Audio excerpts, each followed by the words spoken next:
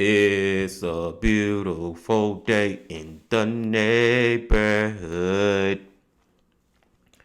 Reaction Beanie Yo 143.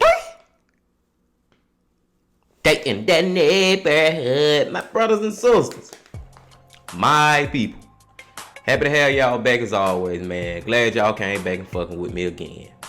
And guess what?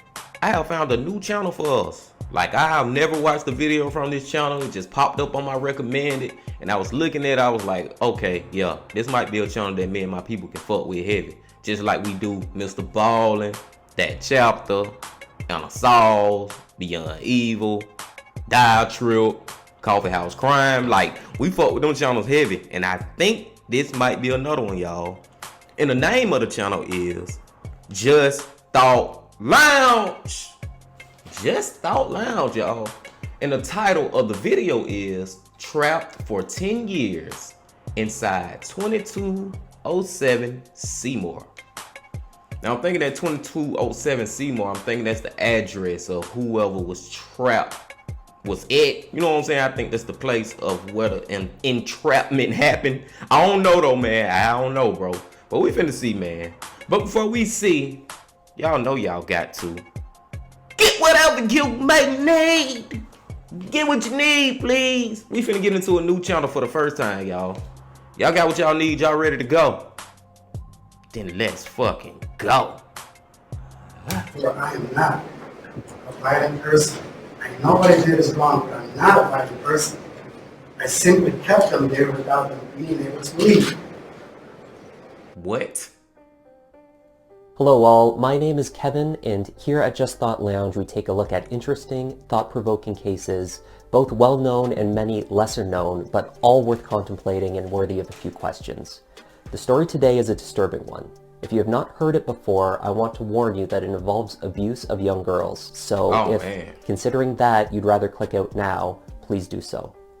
Without further delay, here is the story of Ariel Castro. Get whatever you may need. And real quick, bro, y'all seen that first clip, dude? Like, I'm not a bad person, but I was stopping people from leaving when they wanted to leave. You know what I'm saying? Like, I'm not a bad person, but I'm stopping a person from leaving when they want to leave. Let's go. The suburb of Tremont in Cleveland, Ohio is known as a trendy area of the city. In the early 2000s, several young girls had gone missing in one of the less historic and desirable areas of the suburb. For a decade, the neighborhood held yearly vigils every April, hoping and praying for the girls' safe return. Here at one of these vigils, an unassuming neighbor named Ariel Castro offered his thoughts and prayers to the DeJesus family, anguished and distraught for their missing daughter. Then, he went back to his home on Seymour Avenue, where Gina DeJesus sat chained, abused, and hungry in his basement. Crazy, bro. Ariel Castro was born in Puerto Rico on the 10th of July, 1960. As a child, he moved to Cleveland, Ohio, where members of his extended family already lived.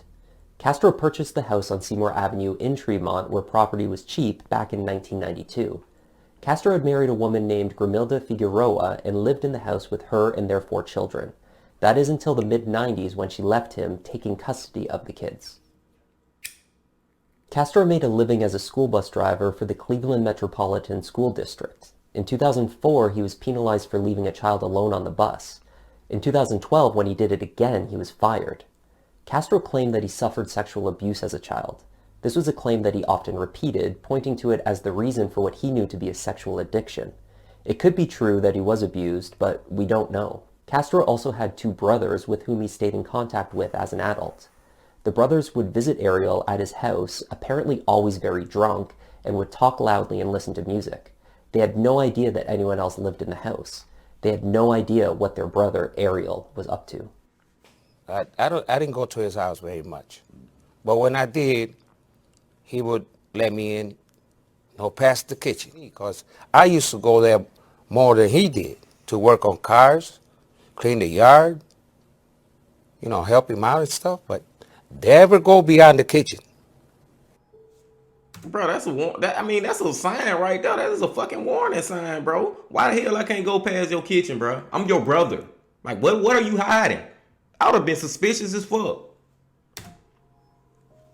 On the 22nd of August 2002, Michelle Knight was lost on her way to an extremely important appointment. At only 4 foot 7 inch in height and round-faced, Michelle looked much younger than her 21 years. Nonetheless, she was already a dedicated and very loving mother to her 2.5-year-old son, Joey. Michelle had been raised in some rough circumstances. In her teens, she had run away and lived for a time in wasteland under a bridge. She stole a wheelie bin and made a sort of home out of it. This was following years of abuse that she had suffered since the age of only 5, living with a mother she said never really cared for her, but kept her home from school to claim welfare benefits. Although no longer living under the bridge, the insecurity of her circumstances and less than desirable family life at home led to some concerns for young Joey. Michelle found herself discussing custody arrangements with social services, and on the 22nd of August, she was late for her meeting and panicked. Popping into a convenience store to ask for directions, Michelle was overheard by a fellow customer. Michelle recognized the customer as the father of a younger girl who had attended her school. He offered to help her out to give her a ride to her appointment. She says to the man, "Your daughter's name is Emily, right?" So she does know him. She gets into his car. Pulling out of the parking lot, he takes the car for a huge spin. It's unnecessary, it's too fast, and it makes Michelle uncomfortable, but she shrugs it off. Her neighbor and the father of an old school friend is helping her out by giving her a lift to social services, so she doesn't make a fuss. She doesn't insist that she be let out of the car. She wouldn't have been able to get out anyway. On the passenger side door where she sat, the handle had been removed. Wow. They make some pleasant small talk, mostly about puppies. Castro claims to have a litter at his house. Michelle is curious about this. Her thoughts always with her son, she thinks, I bet Joey would love to have a puppy. Then she notices that he's driving in the wrong direction. When she asks why, he says he was popping into his house and that he would give her a puppy for Joey. They pull into his drive and he locks the gate. This also strikes Michelle as odd, but Castro claims it's a bad neighborhood and it's simply a safety precaution. Once inside, he locks the door as well. Instructed upstairs where the litter of puppies awaits her, Michelle climbs the stairs. By the time she reaches the second floor, she can't hear or see any indication of dogs in the house. She has a cracking feeling in her heart. As she continues the climb, she begins to visibly shake. She knows at that point something is very wrong, but she also has another feeling, that it was already too late. Hell yeah. Michelle was locked inside one of the second floor bedrooms and held with chains. She was given a dirty bed, not much more than a mattress, fed only sporadically, and given a bucket to use as a toilet. Castro held Michelle like this for nearly a year alone in the house. He abused her on a near-daily basis. She kept her thoughts on her son about seeing him again, and she persevered. A childhood full of mistreatment had fortified her to disconnect and to seemingly cope with her horrific circumstances while waiting for the day in the very distant future when she might find her way out. Bro, that lady was locked up on that damn bed for over a year. Or did he say damn near a year? In a way it go, just think about how long that is, bro, to be chained up, bro. Oh my God, bro. Then he nasty as fuck, man. Got her pissing and shitting. It ain't funny, man. Got her using the bathroom in a damn bucket, bro. Do you know how stank that fucking room was? Oh my God. Less than a year after Michelle was taken and locked up at 2207 Seymour Avenue, 16-year-old Amanda Berry, a day shy of her 17th birthday, finished up her shift at her part-time job at Burger King. She had nearly called in to take the day off as an early treat for her birthday, but opted for the responsible choice and she pulled herself in for her shift as scheduled. Walking home, she spots some familiar faces inside a van parked off the road where she was walking. One is a friend and classmate, Ariel Castro, and the second, her friend's father, who she also knows as a local school bus driver. She walks past the van, but later on it begins to follow her down the street. When she gets a look in, it is only the father left in the vehicle. Castro pulls over. Amanda inquires after her friend, who had only minutes before been present, and she is told that Arlene is at home, at his home. Does she want to go see her? Amanda agrees to go along. Inside the house, Amanda is brought to a large bedroom off of which sits a much smaller dark room almost the size of a walk-in closet. He ushers her inside this smaller room. Here she knew that nothing good was going to follow and began to fear for her life. When Castro attacked her, she cried and screamed, but it seemed that no noise ever escaped the house. Amanda was brought from the upper level of the house into the basement in the first days of her captivity. There was a pole from floor to ceiling where she was chained. Her wrists and ankles were taped, and a belt was placed around the tape on her ankles for good measure. He also placed a helmet over her head. She was told that if she stayed quiet and did not move, he would take her home. From her position in the basement, she could watch a television that was left on, where local news programs played headlines of her abduction. Amanda watched as her mother appeared on the screen pleading for the safe return of her daughter. On the fourth day, she was moved back upstairs to a bedroom and chained to a radiator. She is kept in a separate room from Michelle, who remains on the same floor of the house in the same conditions. A week after Amanda went missing, late into the night, her family received a phone call from Amanda's phone. The man on the other end of the line calls her Mandy, an abbreviation used only by Amanda's family. He says he was with her and that she wants to be with him. What'd you say to her mom? I think I said something that I have her daughter. I think that she's okay. I think that she's my wife, you know. Something like that. Probably not the exact words. Yeah, that's it. Okay. What was her mom's response? I hung up. We didn't have a conversation. This dude's sick. A call made from Amanda's phone led investigators to within 2 blocks of Castro's house. The technology to track cell phone locations was in its infancy at the time, so they were not able to narrow the position any further than that. Police spent a week straight, day and night, in the area, hoping desperately that the phone would be used again, but it never was.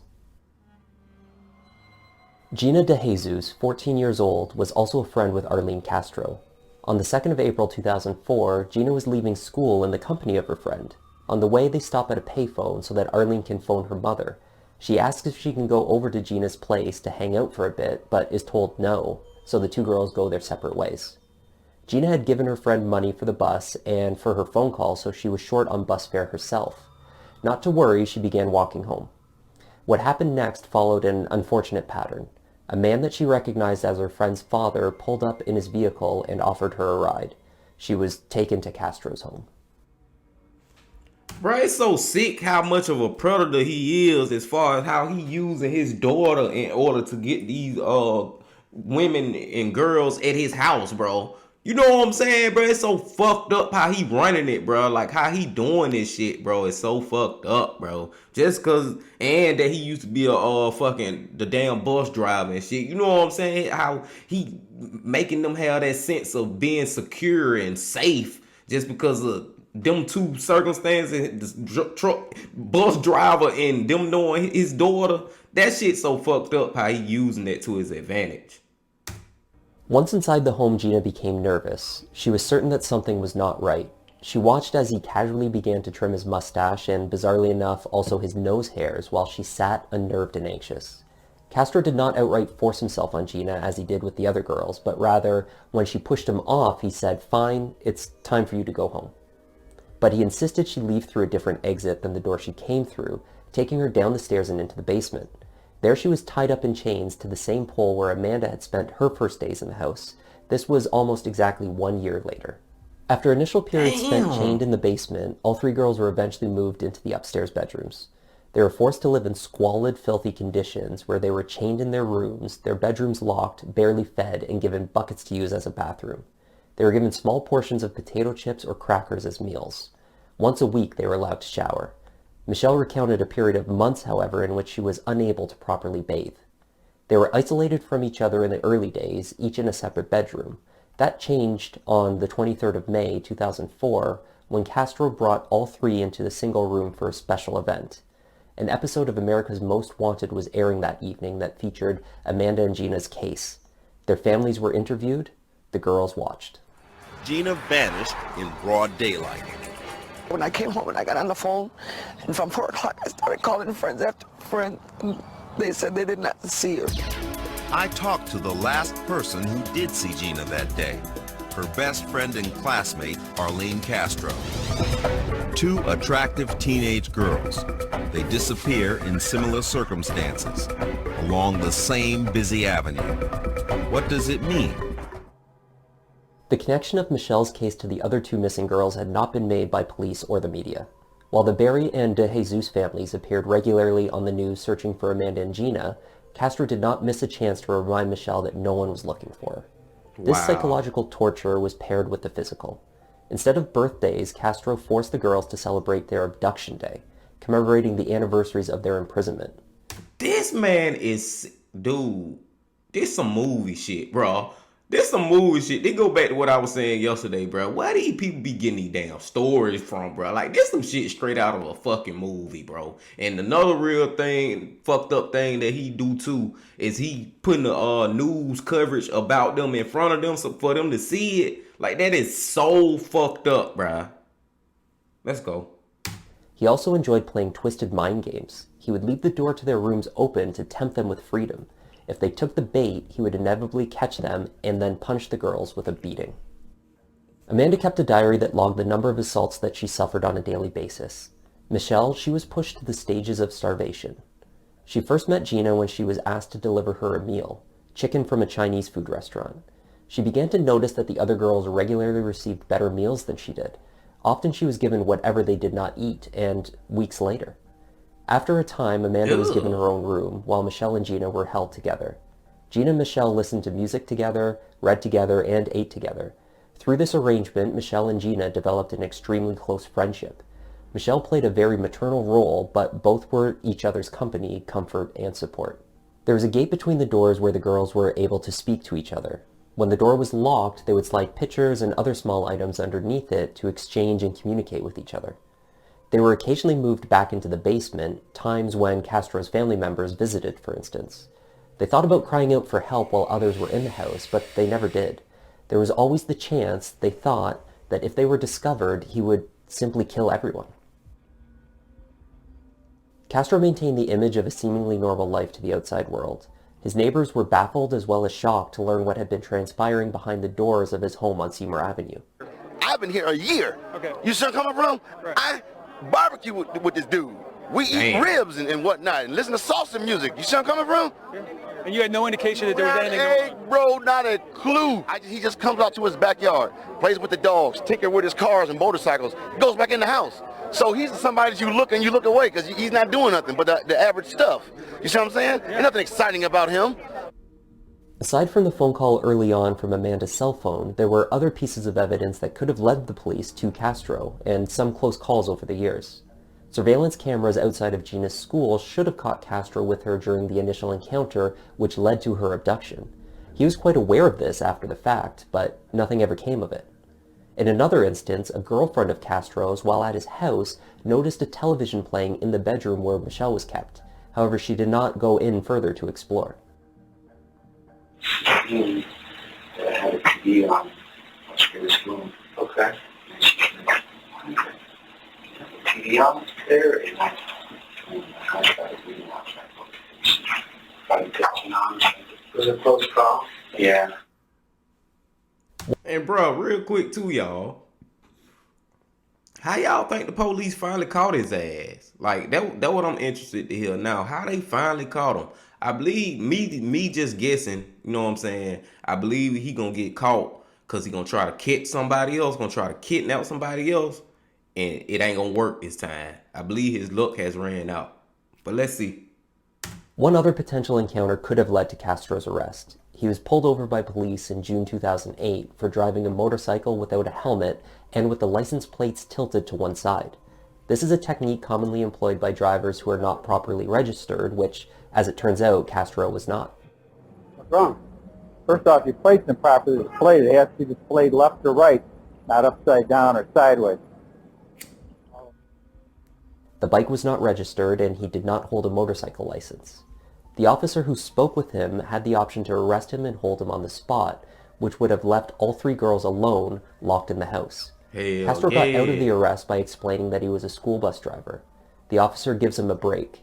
2 tickets, but no arrest or follow-up. Michelle became pregnant 5 times while in the house. She also had a dog for a time, but I'll not provide any further details on that front. Suffice to say, Michelle would not bring any pregnancies to term, but Amanda would. At the age of 20, she gave birth into a child's plastic kiddie pool as to not mess the bed, with the assistance of Michelle, who was the other mother in the house. She welcomed a healthy baby girl into her world, such as it was, and named her Jocelyn. Jocelyn would prove to be a weakness for Castro. Amanda began to receive kinder treatment, even having her chains removed once her daughter was old enough to notice and question them. As Jocelyn grew older, Castro allowed her freedoms that the 3 women were not given. Though she was locked in with the 3 of them whenever Castro left the house, she was occasionally allowed to go outside in the backyard, to the park, or to Sunday church services with him. Ho, bro. Now see, I was thinking this shit too, y'all. This shit got me fucked up. This video got me fucked up. But I was thinking this shit too now. For all these years to go on, bro, you would start to think that these 3 women had a chance to get out at some point. And you can see it, you can hear it, at whatever, you know what I'm saying? He have told us about times that they have had to escape and shit, bro. Now she going to church with them? What the fuck, bro? You could have been left. But here go what, hey, because I know some of y'all are already thinking it, and I'm thinking it too. Bro, once somebody done did that shit to your ass for so many years, they done fucked your head up so bad. So you they slave, and he don't even need no chains no more. You still they slave without the chains, bro. Because he done fucked your head up that bad. Well, you would go to church with this guy that has ruined your life and your family life, bro. But you so fucked up in the head from him now, so you don't even know it. Let's go. The house changed the environment in other ways as well. Michelle said that life was worth living, and waking up in the morning just to see the little girl smile, to see her play. Amanda said playing pretend with her daughter became a means of her own mental and emotional escape. So even before the day that little Jocelyn discovered that her daddy had left the house and the bedroom doors unlocked, she had already provided the women with a means of escape. Leave a 911. Hello, please. Help me, I'm Amanda Berry. You need police, fire, or ambulance. I need police.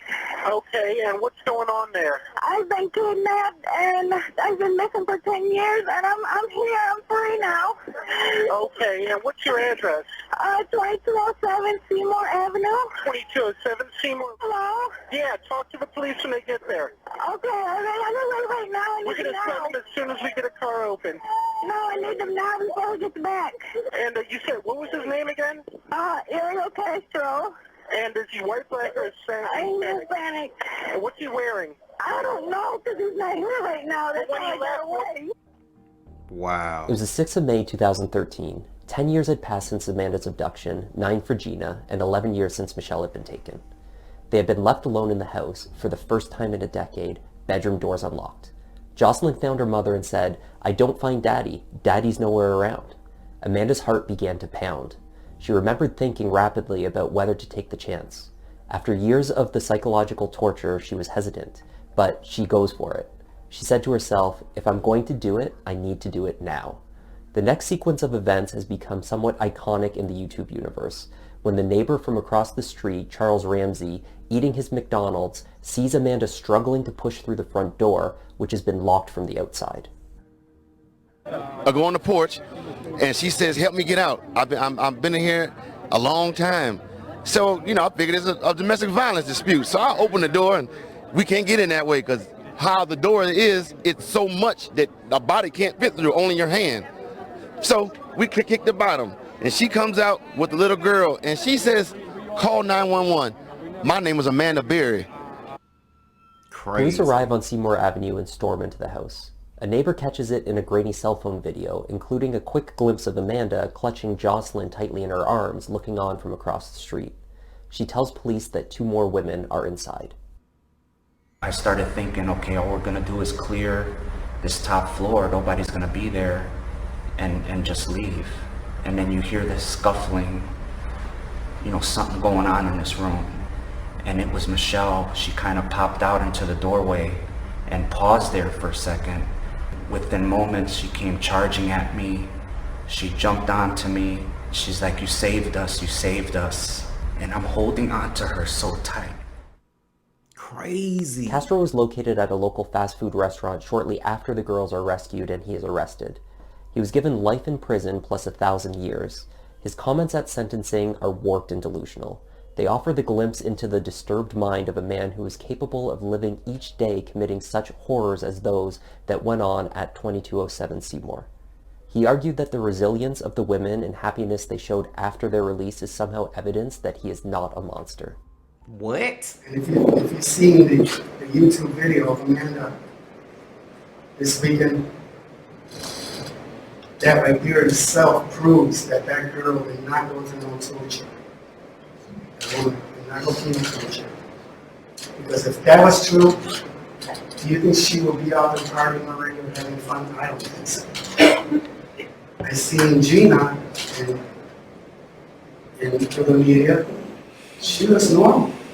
She acts normal. A person that's been tortured, she does not act normal. They will act withdrawn and everything. Motherfucker, you ain't normal. That's the only thing that's not normal about this case is your ass. On the contrary, I heard the opposite. She's happy. The victims are happy. I haven't seen much of Michelle because Michelle, since day one, no one missed her. I never saw no flyers about her. My name is Michelle Knight, and I would like to tell you what the opinions was like for me. He told me that my family didn't care. He tormented past me, even on holidays. Christmas was the most traumatic day, because I never got to spend it with my son. Fucked up. Michelle emerged from captivity with her jaw so badly damaged that she slurred her speech. Her sight was weakened after years spent in the dark, and her stomach permanently damaged from a combination of infections and beatings. She has written more than one book about her experience. In the first, called Finding Me, she recounts the story of her abduction and never once states Castro by name. Joey was 14 years old in 2013 when Michelle finally escaped. He was happy with an adoptive family, so she knew to take the relationship and reconnection slowly. Amanda and Gina also wrote a book about their experience, jointly, entitled Hope, a memoir of survival in Cleveland. Both managed to receive high school degrees and reintegrate into the world they had been separated from for so long. They chose not to give victim statements in court as Michelle did. Gina was welcomed home by a huge collection of neighbors and well-wishers. Encouraged by her mother, she gave the cheering crowd a thumbs up on her way to the door, finally, of her family home. Amanda's mother sadly passed away in 2006 while her daughter remained trapped in the house at Seymour. After her escape, she was greeted by her grandfather, who immediately drove to Ohio from Tennessee, and her sister Beth, with whom she had always been very close. Amanda was able to continue raising her daughter in a safe and happy environment. Michelle, who subsequently changed her name to Lily Rose Lee, was married in 2016, and Gina co-founded an organization called Cleveland Missing, which provides support for families of missing individuals, offers prevention training, and raises awareness for safety in the community. Amanda and Gina remain good friends. They are not in contact with Lily, but they always say that they wish her well. Castro was found hanged in his prison cell at the correction center in Orient, Ohio at 9:20 p.m. on September 3rd, 2013. You motherfucking bitch. You done did all that shit. Now you want to fucking hang yourself? You motherfucker.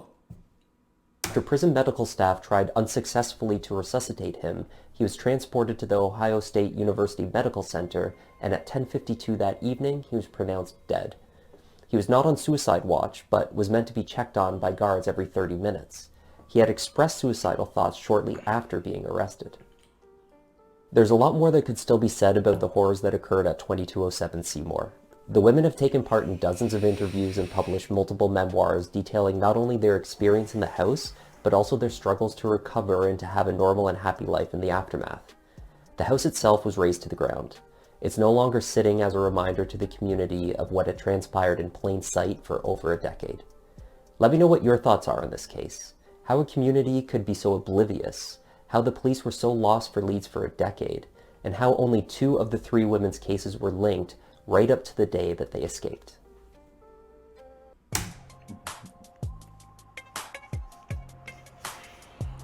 Man, y'all, bruh. It is so many different ways, so much shit that we could talk about with this one. This shit, I know I said a lot.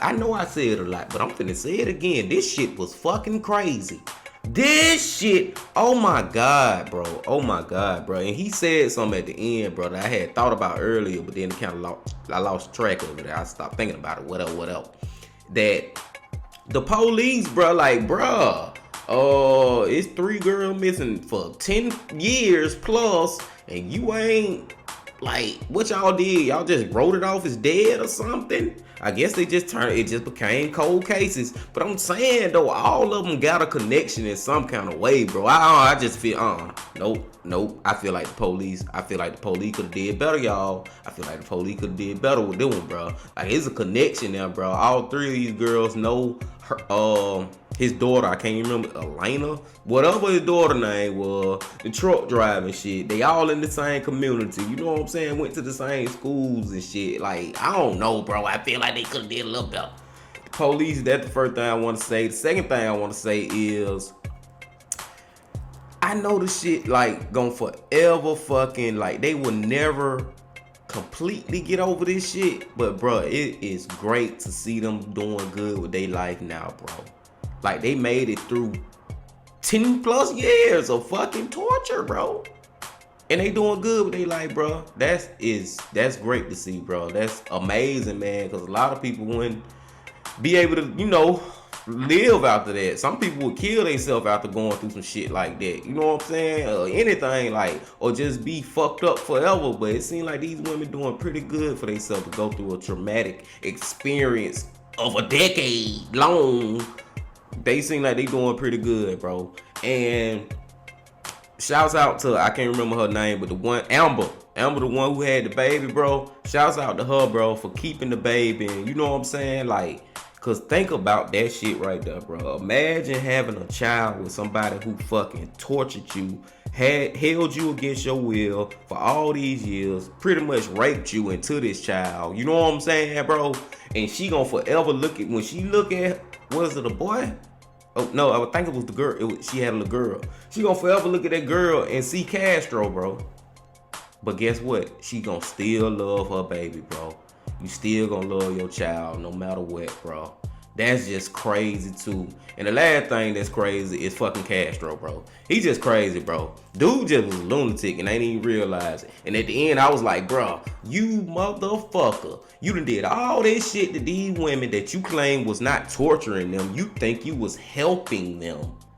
If you feel so good about yourself, why in the hell you hung yourself in that fucking prison? You do all that dirt, then you can't face the consequences. But guess what? I'm not a religious person, but I believe his ass facing the consequences as I speak right now and as y'all watch this video. Cause I feel like when motherfuckers out here who do fucked up shit like that, evil shit, bro, you gon' get it.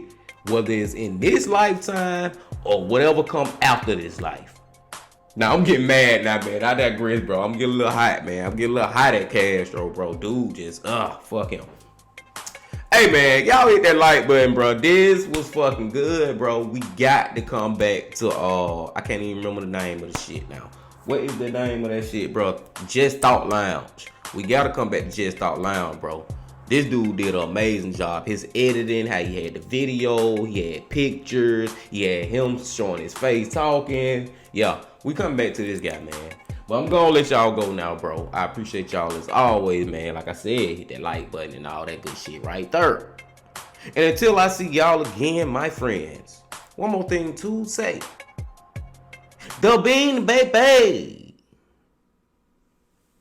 Ledge.